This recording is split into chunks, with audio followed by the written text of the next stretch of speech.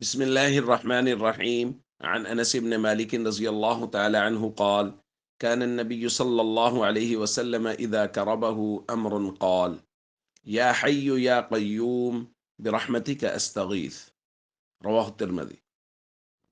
نبی کریم صلی اللہ علیہ وسلم کو جب کوئی کام سخت تکلیف و پریشانی میں ڈال دیتا تو آپ صلی اللہ علیہ وسلم یہ دعا پڑھتے: یا حی یا قیوم برحمتک استغیث، اے زندہ اور ہمیشہ رہنے والی ذات، تیری رحمت کے وسیلہ سے تیری مدد چاہتا ہوں۔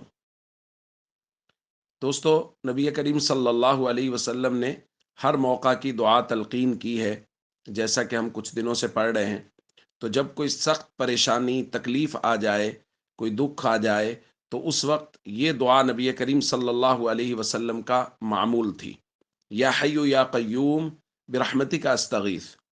اس لیے جیسا کہ کل بھی درخواست کی گئی تھی، بجائے اس کے کہ کوئی بھی پریشانی آئے اور عاملوں کے پاس بھاگ جائیں، نبی کریم صلی اللہ علیہ وسلم کی طرف سے تلقین کی گئی مسنون دعاؤں کا اہتمام کریں۔ اللہ تعالیٰ ان کی وجہ سے ہماری پریشانیوں کو دور فرمائیں گے۔ السلام علیکم ورحمۃ اللہ وبرکاتہ۔